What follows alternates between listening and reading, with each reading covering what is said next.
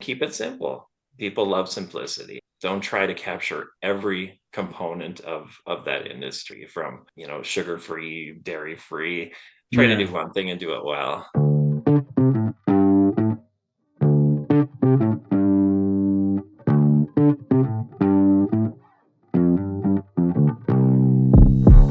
Welcome to Hearts and Carts, the CPG podcast, the podcast about the people behind the products that are winning hearts and filling carts. This cast is for anyone with an interest in the world of consumer products. We're your hosts, Justin Osborne and Alex Hill, and our mission is to bring you weekly content that helps you be a better and more informed CPG professional. Ho, ho, hearts and carts. Welcome back to another episode, a special holiday edition. Alex, who do we have today? Today, we're going to be chatting with Dean Packingham. He's the founder and CEO of Mike and Jen's Hot Cocoa. Mike and Jen's Hot Cocoa is an awesome story. It's been in the market for just about a decade this month, and it's a family business that's built up from kind of the Duluth area all the way to over 1,000 stores. Dean's goal was to craft the world's finest hot cocoa, and there's a lot of people out there who would tell you he has been successful in doing so. So we're going to move into the conversation with Dean. Don't forget to like, subscribe, follow us on our various social media platforms, and enjoy. Pour yourself a nice glass of hot cocoa and let's get into our interview.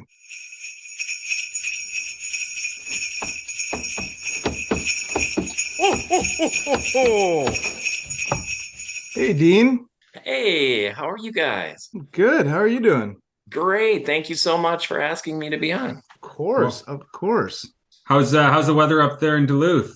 It is not good unless you like hot cocoa. Then it's Yeah, it's good for business. It's cocoa weather. It's cocoa it's it's spectacular cocoa weather for sure. It's winter storm warnings and not too much snow with this storm, but we just had 30 inches of snow about a week ago. So yeah, definitely hot chocolate weather.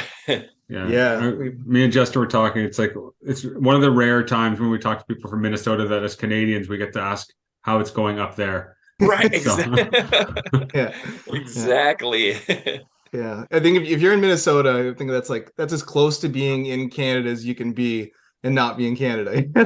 It totally is. Yeah. It's pretty much Canada. Yeah. Yeah. It's very, and I'm on the west coast of Canada. I'm out in Vancouver area, and we usually don't get much snow, kind of like Seattle, right? It rains all the time. Yes. But we got a ton of snow this past week. I was just saying to Alex, and we are not built for the snow because we don't have like enough plows, and we don't have. I didn't have a shovel, so I had to borrow my neighbor's shovel to shovel my driveway. There's like a foot of snow in there. It's like, as a Canadian, I'm embarrassed that I didn't have a shovel, but it's is what it is. Yeah, exactly. We definitely have lots of shovels here. Yeah, exactly. Holy cow.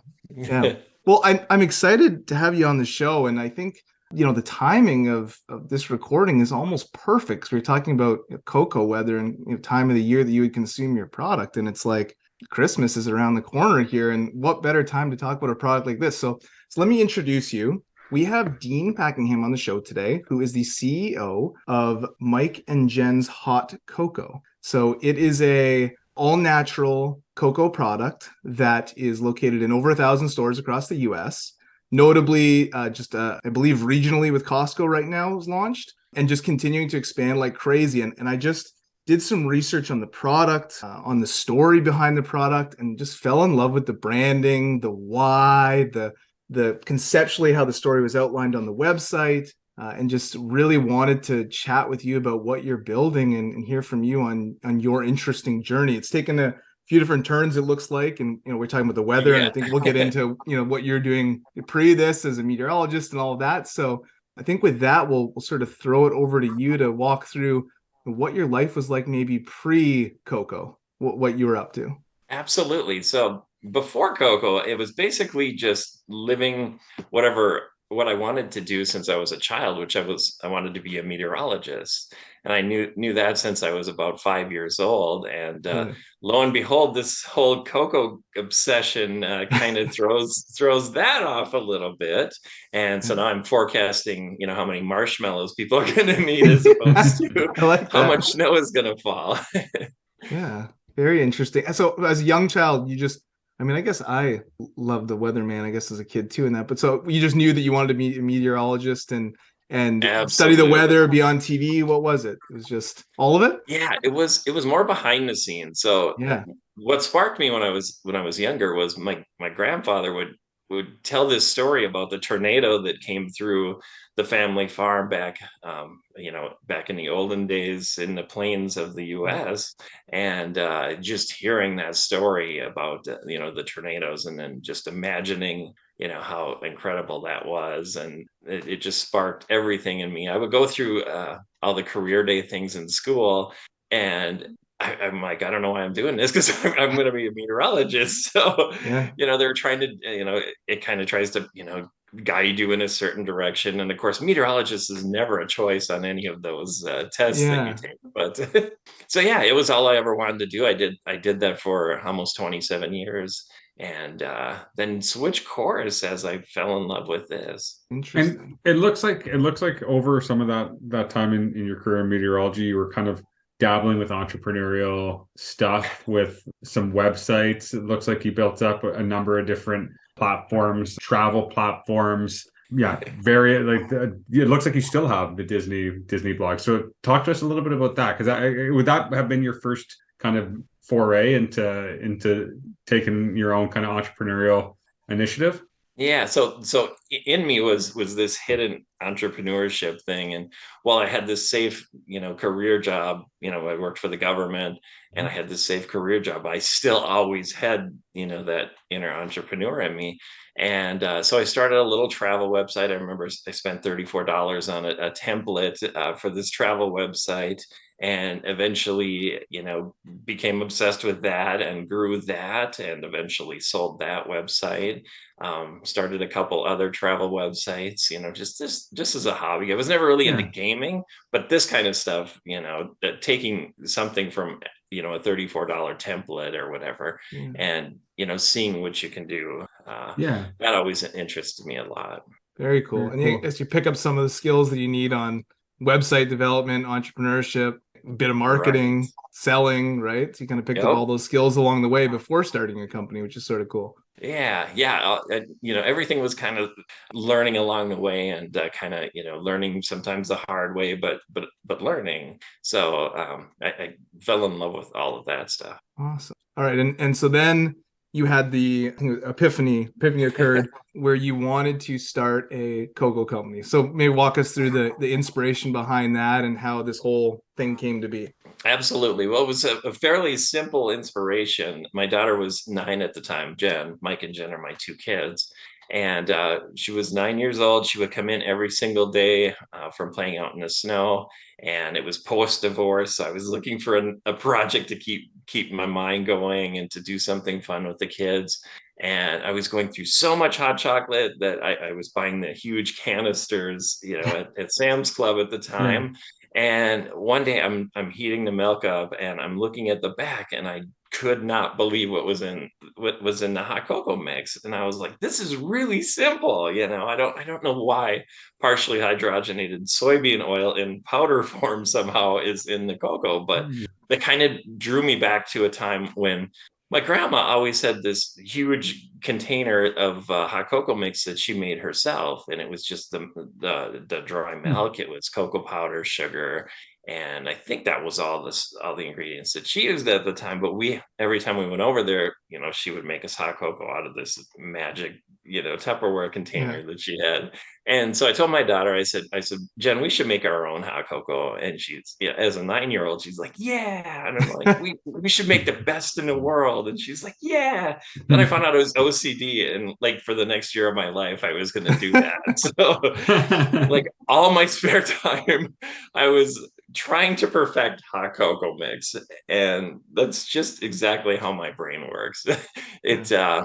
It became, kind of obsession with me. I was trying to solve a problem because I never liked the water-based mixes. I always thought they Yeah. were really Mm. runny, and I liked the convenience of it, and but I never liked any of the mixes that I found. So Yeah. So I did you kind of start played around.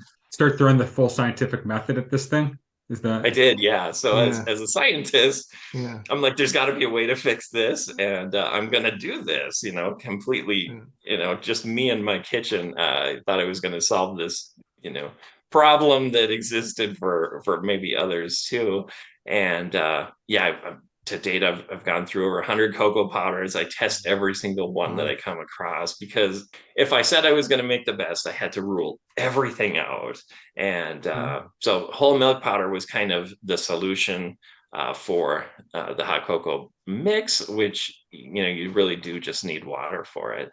And part of my favorite thing when going to shows is that people argue with you that you must have added milk to it, and I get to tell them no, it was water added. So that was a Yeah. mission accomplished in that regard. Yeah, Awesome. sure. That makes sense because you're right. So I've had some of the just add water ones, and they are a little bit watery, and they don't have that like creamy texture that you want. Right. Yeah, Yep, exactly.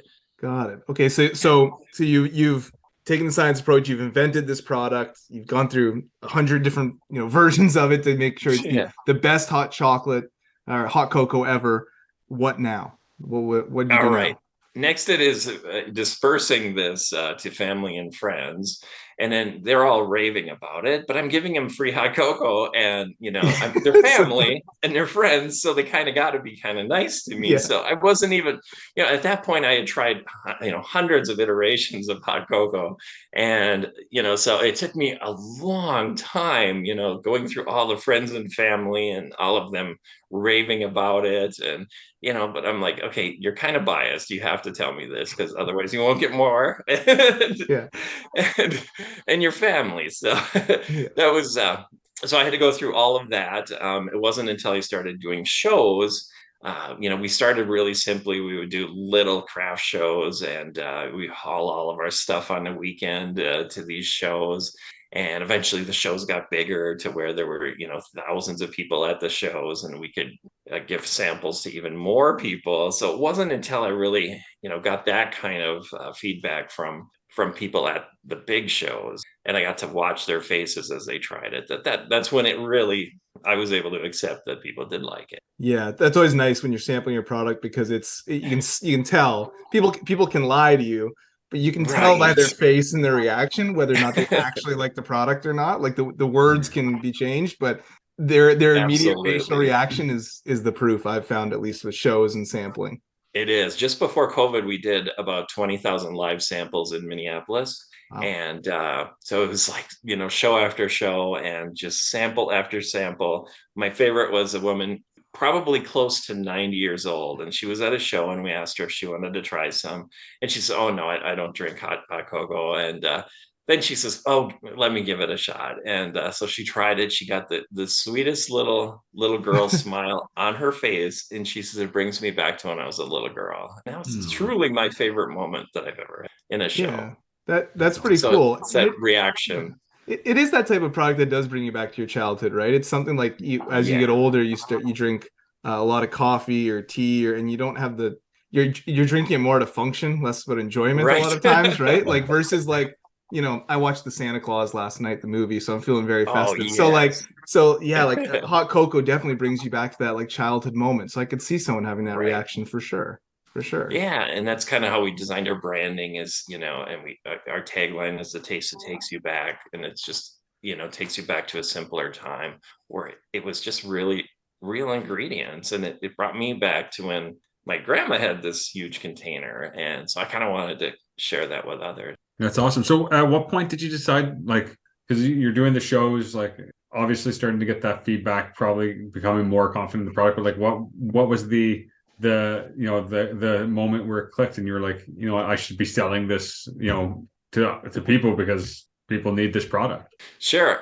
So it was I was starting to make it in a church kitchen, so I could get like a 7 to 9 p.m. on a Monday. But as a rotating shift worker, the amount of times I could get into the church kitchen was kind of few and far between, and I was outpacing what I could make in the church kitchen. Then I found a coffee shop that I could use after hours, and finding that the kitchen space was initially one of the hardest things. And so we knew we had two choices. At this point, I brought my best friend Amanda on, who was also a meteorologist at the Weather Service.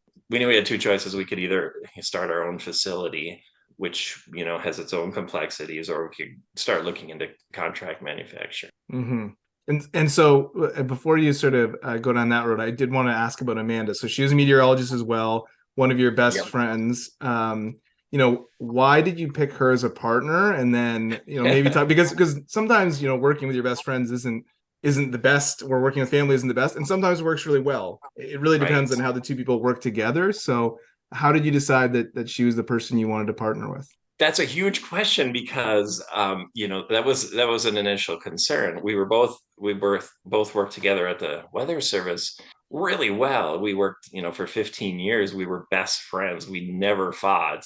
And then lo and behold, I had gone through a divorce. She was going through a divorce, needed a place, to crash until she could find her own place. So I said, come crash with the kids and I, however long it takes, whatever. And she moved in, and then she saw this box of paperwork in my living room, Mhm. and she says, what is this box of all this paperwork? And she's the ultimate organizer. She has spreadsheets of spreadsheets of spreadsheets, and she likes to organize things, and then like a couple of weeks later it's reorganized in another way. So I said, that's all my paperwork for the cocoa company. And she's like, you got to be kidding, can I organize this for you? And so she started to organize everything. And then she asked me how much it costs to make a bag of cocoa. And I looked at her like she was an alien. I'm like, I have no idea. I just make this cocoa and hope it works out. And so she was, I started to learn right away that this might be perfect. Yeah. We are so far apart in Myers-Briggs scale. She's in one far corner and I'm in another far corner. And to date, after I brought her on and I gave her half the company, we've never fought. And it's Wow. really rare Awesome. because we don't compete in each other's territories. I don't want anything to do with her spreadsheets, and she doesn't want anything to do with doing stuff like this. So Yeah. going out to talk to people, sales, shipping stuff, that's not her. That's not what she loves. She likes the numbers, the forecasting, and so it's all perfect. We've still Yeah. never fought. I'm curious what your Myers-Briggs are. I am INFP and she's Okay. an ESTJ. Got it. Got it. Cool. Supposedly, one thing I read online was that that's like the perfect business combo, business partner combo. So I'm like, yeah, that makes a lot of sense. Yeah. Awesome. Yeah, it's been great. So you started selling initially almost like out of a like a mobile truck, right? Yeah. Initially, we started selling just in our hometown here Okay. on Western Lake Superior, Duluth, Minnesota. We got up to about 18 stores, and we were doing about 4,000 pounds of product at shows and in the stores in our Wow. hometown. It's at that moment that we decided we either have to, do something. We can't, we either have to go find a co-packer, or we have to find some kind of facility, or just keep it Yeah. as a hobby and keep it about the same. Yeah. Not too long after, we bought a 50-year-old truck, converted it into what we called the Cocoa Mobile, Love and that. we use that as kind of publicity, because only being a couple hours north of Minneapolis, we have an incredible amount of tourism from the Minneapolis-St. Paul area. And so Mhm. all the summer events and even the fall and early winter events, we were out with our truck, and we got a lot of publicity with that. Very cool. Yeah, I like the idea of that, driving around. It's like an ice cream truck, but hot cocoa truck. It's kind of Totally. Yeah, it was a lot of fun. In the summer, we would do frozen cocoa. So it was Cool. our ice drink. And then as you Hmm. get into fall, then we would, transition over to the hot cocoa. And Yeah. yeah, so it was a lot of fun. Eventually, our truck broke down. It died. We couldn't find a motor Mm. for our 50-year-old truck. Yeah. And so we donated it to a local museum in town. But and then, during COVID, we stopped doing the events, of course, and then Mm. our wholesale took off at that point. Awesome. So even the first 18 stores you got in Duluth, right? Like how did you get those? Was that just you physically going into the store and having them try your product? Like how do you actually even just start the retail journey? Sure. It started one day when I was telling my story about how I became crazy obsessed with trying to perfect hot cocoa. I went into a store, a kitchen store in Duluth, and I was just telling the person who was working there. I had no idea it was the owner of the store, and she asked if I would bring some in for her to try. I brought some in for Yeah. her, and then she asked if I would ever consider putting it on the shelf because she would love to sell it. So she kind of walked me through the process of, contacting people in the state in terms of licensing and such, and labeling requirements, things like that. So she walked me through that initial stage of it. Then I got a little boost of, maybe I can, get a few other stores. I started, going to a few other stores and cold calling, and I quickly realized I really didn't like doing that. It was like I got one That can door be like tough. shut in my Yeah. face. Yeah. Yeah. Got one door like shut in my face. I'm like, okay, I'm gonna, not do that for a while. And eventually, then other store owners just organically came to us, Okay. and from seeing us at shows and such, and doing Facebook and Instagram and stuff, that they would see us and ask if they could carry us, and it was initially was all really organic. Very cool. So then you continue to expand. I'm guessing you either hired a broker, distributor, or how did you grow from you're in 18 stores, you're doing a lot of sampling, but then you start to expand rapidly. You're in I think over 1,000 stores now, so Right. huge jump there, right? Like walk us through how you did that and what that process was like. Sure. So we're at about 2018 right now, where Amanda and I are deciding, do we want to continue with our jobs, our career jobs, or do we want to go all in Go and all do in. this? And we both decided, because I'd been doing rotating shift work and it was getting harder, 26 years of nights and everything. I was ready for a change. Yeah. And so we set this plan in motion. We were going to live really small. We bought trailer homes across the street from each other in the same Yeah. trailer park. And it's like two meteorologists in a trailer park in trailers. I don't know what made me think that a tornado was not going to come through our trailer park, but Yeah. but Yeah. it worked out. We never had a tornado come through, and we lived in the same park. We paid our trailers off, we paid our old cars off, and we had really nothing at stake. So I went all in, just gave it a shot. It Cool. was just before I was turning 50, and I'm like, if I don't do this now, I won't do it. And Yeah. yeah, so that was kind of our first step of kind of going all in with the business. So at that point, we're at 18 stores. We start with a gift shop broker in Minneapolis, and that gets us over 200 stores more. And Wow. they were all gift and specialty shops, which were really, really Interesting. important to our initial growth. Yeah.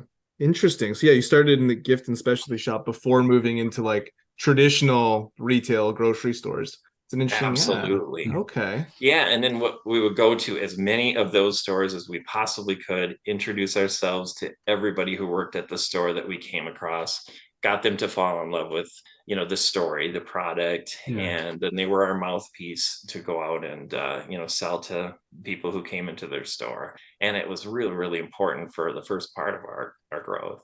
And you guys do direct to consumer as well on the website. Like when did that was that before? Or is that more of a recent addition for you guys? We dabbled with it initially, so probably about 2019 or so, we started to dabble with, fulfilling ourselves, and I'm Yeah. boxing everything up in my living room. And, so that was kind of a bit slow to take off. But then at Christmas time, it was like your whole house is Exploded. filled with boxes and shipping that out.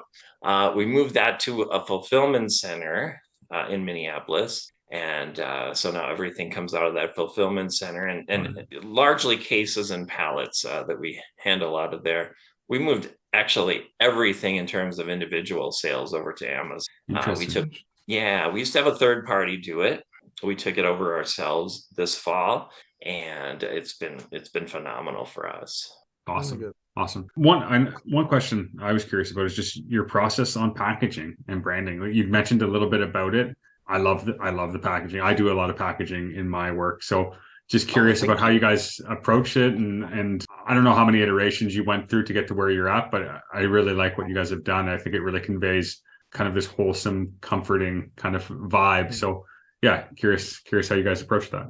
Thank you. Yeah, our initial packaging was fairly complex because we were doing, dozens of bags every season. So it was kind of complex where I was stamping bags, in a Oh, few spots. I was putting stickers on the front, stickers on the back. I had, Hmm, these little stamps created on a craft paper bag. cool. And so it was very, by the time you're doing hundreds of those, you're preparing, you're sitting there in front of the TV at night just stamping Yeah, bags. And it was like, I think it was a 7-step process to creating one bag. So we knew not we had super to do scalable. something. No, no, not at all. And so we worked with the local creative company, and we sat down with them. We told them, kind of our vibe and what we wanted to convey. We went through iteration after iteration. We eventually came upon the current one, which we fell in love with.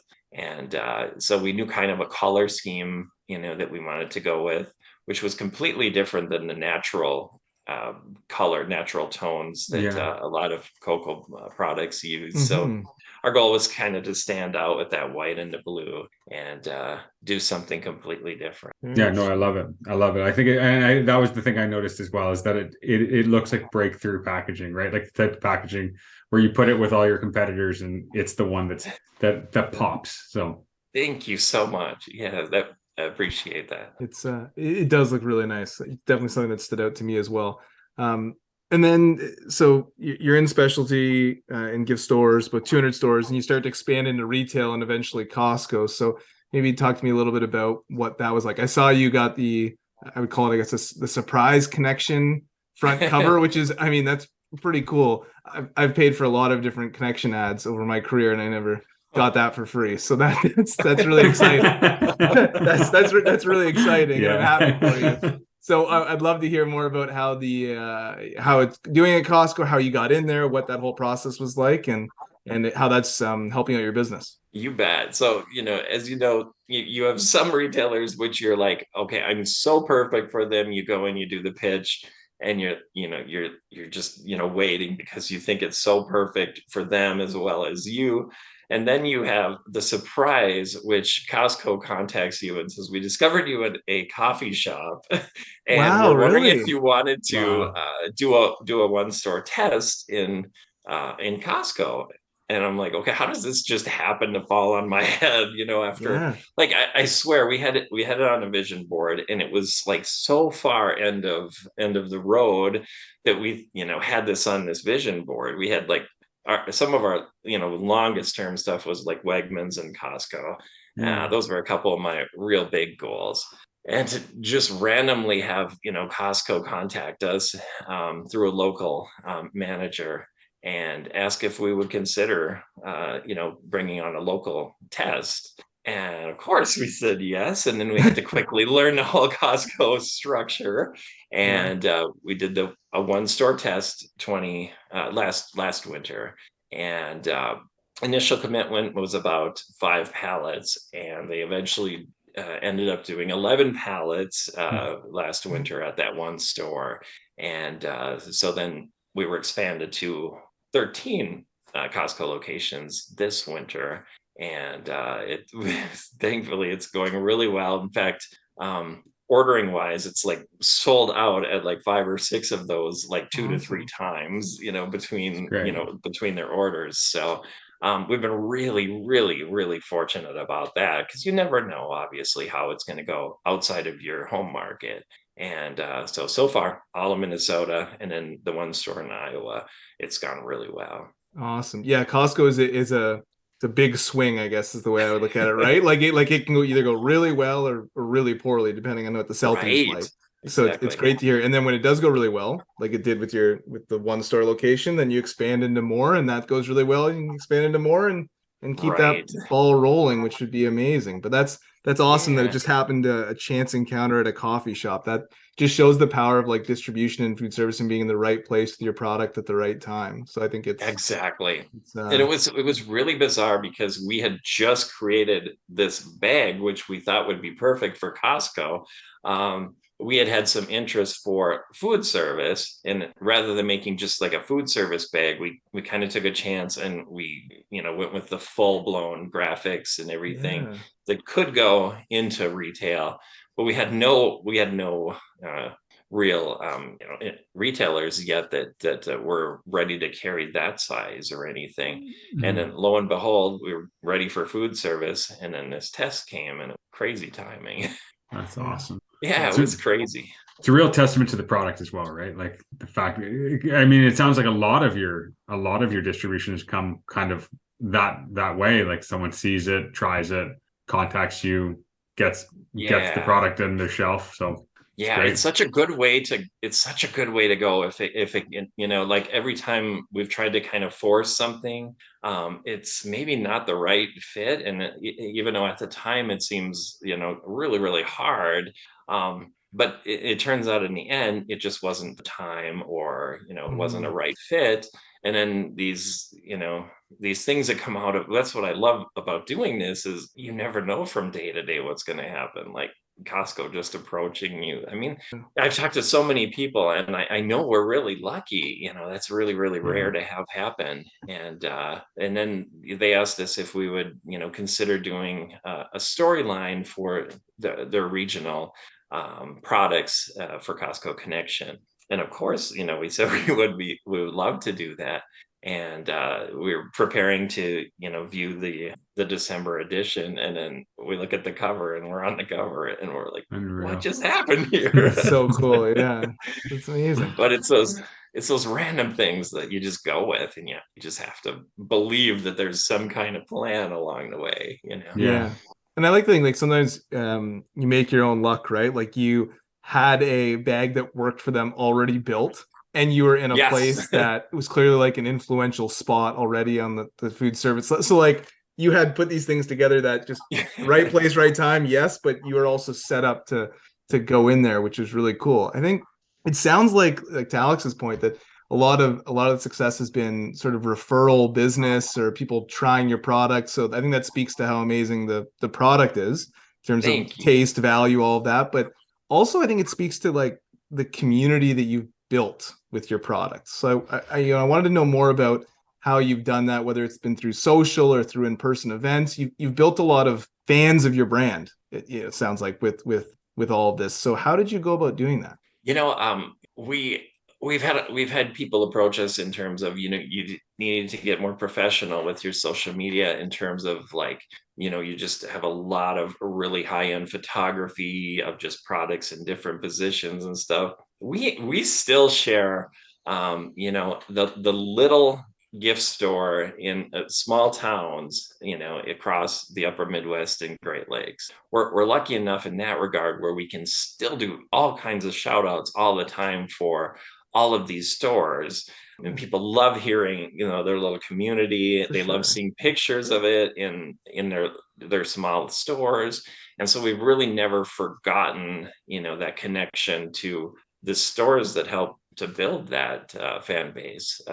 You know, we tend to see a lot of social media accounts that have gotten fairly impersonal, whether they're a Yeah. beautiful Hmm. picture, but then you'll look at the picture, and it's like got like 7, 8, 10 likes, and we can put out a random picture and get 100, couple hundred, 300 on Instagram, and then on Yeah. Facebook you can have something go kind of viral, Yeah. because people just keeping that connection with the simplicity Yeah. of the product, and connecting back to their community. I like that. Yeah, that's I think even in personal social media accounts, we've gone the way of trying to make everything too perfect and losing that personal touch. So I think that makes a lot of sense. And of course, people, especially, supporting local and things like that, doing those shout outs to those smaller retailers, it means the world to them, I'm sure, right? And they become your Yeah, advocates. Yeah, they that's love it, really and then good. they love to take pictures of the product in their store, and we reshare that.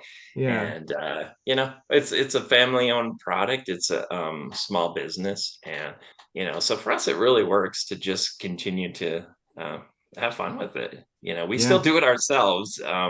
Amanda does Facebook, I do Instagram. We kind of tag team that whole thing. It's just the Awesome. Yeah. two of us with the company, so it doing everything ourselves as long as we possibly can. Yeah. And are the kids involved in the business at all? I was curious because of course they get the name, so they have Right. that. But and they're older now than when you started, of course, right? They're I guess Yeah. adults now or close to adults. So are they involved in the Right. business at all, or are they just Yeah, happy my to have son the is name? when we started, they were 9 and 13, and Okay, they're so now yeah. 24 and 20. Okay. And Wow. so they're both in college. And when it was before COVID, my son is in Minneapolis at college. My daughter's in Duluth. And so any of the shows, like on the weekends, my daughter would do in Duluth. But then COVID came, and then so that all kind of went away. My son would do the shows with us in the Minneapolis area. And so that was pretty much the extent of it, because they're super busy with school. But they're so proud of it. And when I picked the name, it was like I had to pick a name for going into this one store. But I knew I wanted a legacy product. I knew I wanted a product that was named after my kids, something I could be proud of, and I could, grow with them. And I'm like, it worked for Ben and Jerry's. And so I just named it Yeah. Mike and Jen's. There Yeah. was no I like that. market research or anything. I just named it after them. Yeah, I like that. It works for Ben and Jerry's, so why not? Oh, that's good. I mean, I'm sure an honor for your kids, right? That's special to have something like that. Yeah, it was a For lot sure. of fun. My favorite story, my daughter, when she was in middle school, they were going around class, and the teacher said, maybe tell us something about yourself that we might not ever know. And so my daughter, she's very shy, and she says, well, I have my own business. And the teacher is like, oh, that's so cute. What kind of business? And she goes, I make hot chocolate. She's probably thinking you sell it at a Like, corner or something. yeah, lemonade stand kind of idea, right? Right, Yeah, totally yeah, lemonade yeah, stand. yeah. And she said, oh, do you have a name for your business? And my daughter said, yeah, Mike and Jen's. And the teacher's jaw dropped. She said, you're Jen? She said, that's my favorite thing ever. My favorite hot chocolate I've ever had. I love it so much. I can't believe you're Jen. And she was That's like a awesome. celebrity in her own classroom, which was kind of fun. Yeah, yeah. Well played. That's a good way into the teacher's heart right there. Right. Yeah, that's true. That makes parent-teacher conferences a little bit more fun, doesn't it? It does, yes. Well, It's still so fun. that's awesome. So I guess like what are your takeaways though, from kind of expanding this business, right? From very like grassroots to now being in, huge customers like some like Costco, one of the biggest businesses in the world, right? Like what have you sort of learned through that process? Sure. Well, the big thing that Amanda and I have learned is we kind of for most of this journey, we've believed strongly in simplicity of product. Okay. And I think, especially in terms of people who reach out to us, who ask for a dairy-free, a sugar-free, several flavor iterations and such, as a small business, with two people running it. And even if we were a bit larger, I think there's enough market to do one thing and do it right. We have one flavor. We try to be the best original flavored hot cocoa on the market, and try to not get too bogged down in complicating it, all these different versions and such. So that Yeah. we're focused on just kind of building out our original flavor hot cocoa, kind of especially across the north, where the market is strong. I like that. Awesome. Yeah, no, it kind of mirrors the product itself, right? Like simple ingredients and keep the business fairly simple as well, and don't Yeah. don't over complexify it. Another place we like to go on here is just to understand how people work. And you've built this business and a number of others. So just curious a little bit about your kind of approach to managing priorities and how you kind of approach, the days and the weeks to get the most out of them. Sure. Well, so one thing we do is we kind of, we have this mantra of always staying 2 to 3 steps ahead. So in terms of whether, we don't exactly know how our growth will take place, but we always try to learn, when we didn't have a co-packer, we were trying to learn as much about co-packing as possible. So we're always trying to stay a couple steps ahead in terms of learning. We've learned everything the hard way. We've had the beauty of LinkedIn, where we've had this community of people who love helping each other, and it's the greatest asset I think out there in terms of CPG. So I've been able to rely on some people who've been there, and I've been also able to kind of pay it forward and learn some of the things like how do you create a UPC code? Had to learn Yeah. all that myself. How do you find a co-packer who will actually call you back? That's all stuff I've kind of had to learn on my own. But I think what I've learned is to be tenacious, to keep trying until you can find somebody who's the perfect fit.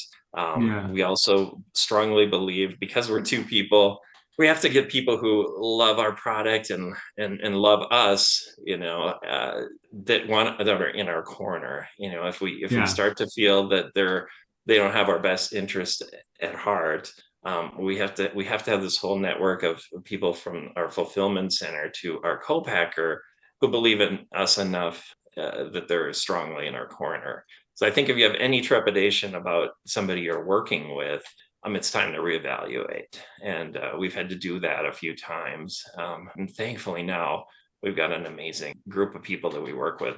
So that really helps in terms of taking that stuff off your plate. Our co-packer orders the ingredients for our recipe. We have to put purchase orders in, and have to trust that that they care enough that they're doing their part of the process. And then, so what's next? So I know you've got on your LinkedIn your next goal in terms of Wegmans, right? But what's next? What can we expect from you in 2023, which is around the corner here? Like where are you trying to take the brand? Specific retailers, regions, international? Anything you can share? Absolutely.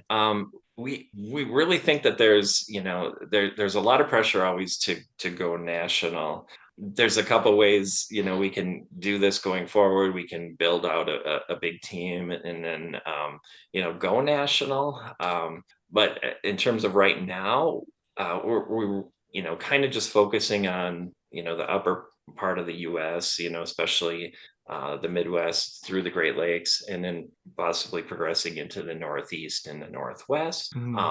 The Southern U.S. there's a market there, but it's much smaller, of course, with the temperatures and such.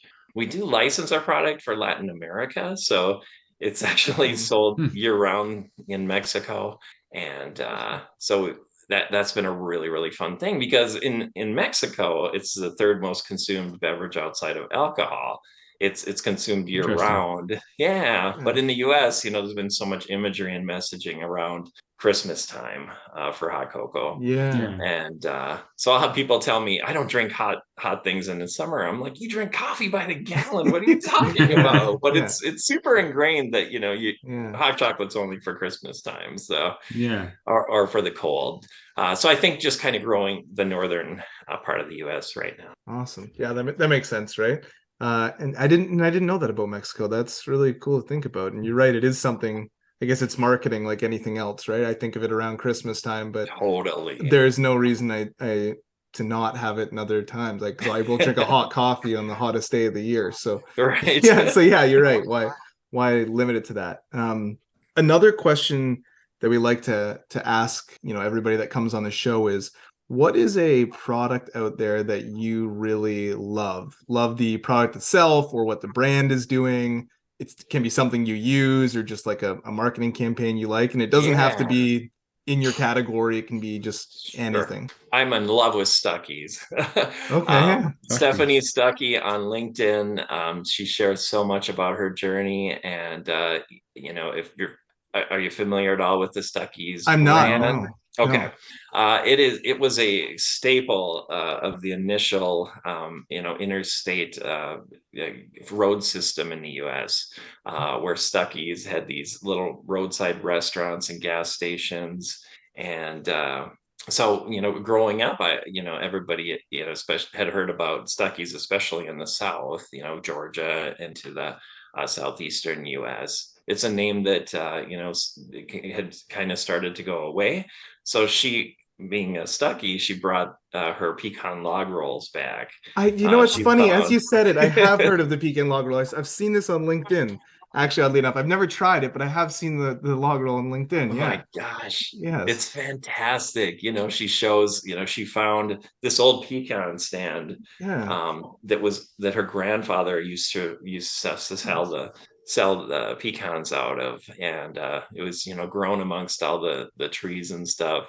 But that's a story that really resonates with me, that she's bringing this brand back, and you get to see the whole process of her bringing that back. Very cool. Yeah, Awesome. I have seen that on LinkedIn now that you mention it. But I'm not familiar with the sort of the background of it, but that's something I'll have to look up for sure. It Yeah, seems very it's cool. fascinating. It's a great story, and she's a great spokesperson. Awesome. Well, we're at the last question. And the last question we like to ask people is, if you were up on a soapbox and you had, let's call it 10 to 15 young professionals or, aspiring entrepreneurs sitting in front of you, and you were going to give them like one or two pieces of advice, what would you want them to take away? Absolutely. The first thing I always tell people is, have the product that you're in love with, but don't necessarily just seek out a product to go to retail. Like, I always tell people, you can go into any grocery store in the country, in Canada, in the US. You can go blindfolded down any aisle. And I strongly still believe you could randomly grab a product and you could improve that product. And you Yeah. could create the story about how you're creating that product. So you believe and you love the product first, not just pick a product, to sell, but fall in love with your own product first. And then just really keep it simple, in terms of, initially hiring, people to do the stuff for you. Learn it yourself. That's been really, really important for me, because I've learned every process from hand manufacturing and sealing bags, stamping bags, Yeah. to working with packaging companies who design the packaging, and then blend and fill the product. So kind of try to have your hands in every part along the way, and keep it simple. People love simplicity. Don't try to capture every component of that industry, from sugar free, dairy free. Try to Yeah. do one thing and do it well. Yeah. I think that one piece makes so much sense in terms of like, you can't hire people to help you do things that you can't effectively hire people to help you do things that you have no idea how to do yourself, right? Like you need to. Exactly. So Exactly. very, very awesome. And then utilize LinkedIn as much as you possibly can. Yeah. I've never found anybody on there who didn't want to help. Yeah, that is a nice. You said it before as well. That is a nice thing I've found in the CPG space. How willing people are to talk to you. I mean, like yourself right now talking to us, right? So, Thank it you. is nice to have that community. And I love that line about like fall in love with your own products first. It's so, I guess, again, down the simple line, right? But makes just a ton of sense. Like, don't just look for something to launch. Find something that you really love, and then work towards that. Very cool. Yeah, because I've seen it. You can usually tell if somebody just, has grabbed a product, maybe from a manufacturer, and is running with it to make money. Yeah. This ain't a get rich quick thing. Yeah. We just started taking our first salary from this year, and it's still like a third of what I made initially. But we learned to live really small. Just go all in Yeah, if you can. Yeah. I love that. Awesome. Well, thank you so much. I really appreciate you coming Thank on you and talking about guys. your brand. It was great meeting you and love the brand. I'm glad that you were able to make the time, especially I know this is probably a busy week for you both personally and professionally, but a perfect time to talk about your product. And so I really do appreciate the time. And I think our listeners will gain a lot of insight from listening to this. Thank you guys so much. I know we didn't say it, but I believe this is like you just hit 10 years since This month, yeah. this month, right? Right, that's right. So It was congrats. totally A 10 huge years. So congrats. yeah, Thank you. congrats on the I didn't anniversary. even put that in two and two in my head. Well, that's awesome. Awesome. Well, thanks so much, Dean. It was an absolute pleasure. Thanks, you guys. I appreciate it. Happy All the holidays. best. You as well. Thanks.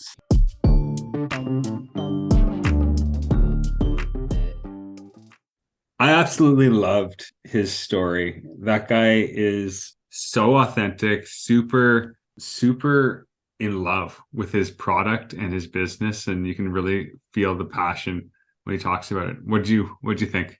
Yeah, I liked him a lot. This was a good episode to record at this time of year. I was thinking because of the product itself being hot cocoa, but his story was also like a great like holiday season feel good story. I just loved the guy. Like everything he said and how he's building the brand and how it's named after his children and the approach he's taking was just really cool. I think for me, the main takeaway that I took, and he said it 3 or 4 times, I think, was just like simplicity of product. Do one thing and do it really well, right? Don't get caught in the fads or the different trends. Just make your product the best possible product. His original goal with his children was to create the best hot cocoa in the world. And they did that. And that's what they sell. And that's what they're going to continue to sell. And I just find that really refreshing in a world of like product proliferation. It's cool to see someone just focus on killing it in one product and focusing on that. Alex, what about you? What did you think your main takeaway was? Well, I was going to say simplicity, but you said that. That's too simple if we both say it. If we both say it, that'd be too simple. But I definitely really thought the importance of referrals was a huge takeaway for me. And I think Dean made it pretty clear he's not someone who loves cold calling, selling early on.